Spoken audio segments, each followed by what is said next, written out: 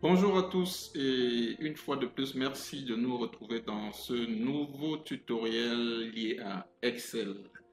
Aujourd'hui, on va voir une problématique qui a très souvent aux débutants en Excel qui, à chaque fois lorsqu'ils écrivent dans des cellules, voilà, ont l'impression que les autres cellules le phagocytent et n'ont pas l'impression de voir exactement ce qu'ils ont écrit dans les cellules ici à côté. Donc, par exemple, nous pouvons taper nom, hein, nom, prénom, voilà, prénom, localisation. Vous voyez, à chaque fois, voilà, on a l'impression que voilà, les informations contenues dans les cellules voilà, s'entremêlent un peu. Et à chaque fois, il faudrait venir juste ici en haut, double-cliquer pour voir l'ensemble du contenu de chaque cellule. Donc, si votre problématique est celle-là, pour que à chaque fois que vous êtes en train de saisir dans une cellule, ça puisse s'accommoder de manière automatique, voilà, dans la dite colonne, ce tutoriel est vraiment pour vous. Donc, nous allons juste effacer tout ce qu'on a mis là, voilà. On va revenir, ou bien on va revenir juste là, voilà.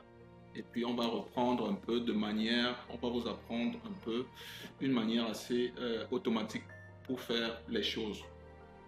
Sûrement dans l'une de nos tutoriels, vous avez entendu parler de Visual Basic for Application, qui est un peu le langage de programmation inclus dans Excel. Donc c'est par là que nous allons utiliser un petit outil pour pouvoir rendre automatique cette tâche ou bien cette action. Donc à titre de rappel, pour retrouver Visual Basic for Application, soit vous venez cliquer juste sur la feuille là en bas, un clic droit, et cliquer sur visualiser le code, ou bien aller à l'onglet développeur et aller cliquer juste là, Visual Basic ici. Donc si cet onglet n'est pas actif, juste cliquer, faire un clic droit ici, aller à personnaliser le ruban, voilà, et aller voilà, l'activer à ce niveau et mettre OK. OK, donc on y va donc. Je fais un clic droit au niveau de la feuille, je mets visualiser le code, voilà. À ce niveau-ci, lorsque cette interface est ouverte, c'est d'aller juste changer général ici en worksheet, qui veut dire feuille. Voilà. Donc cette partie s'ouvre, qui nous montre un peu que nous pouvons déjà coder en termes de programmation.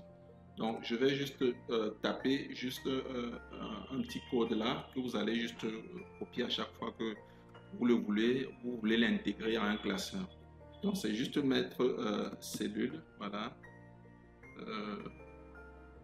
ok, cells ABS, voilà, cells ABX, point, voilà, on va appeler également colonne avec S également, avec S celui-ci, point, maintenant, voilà, auto fit.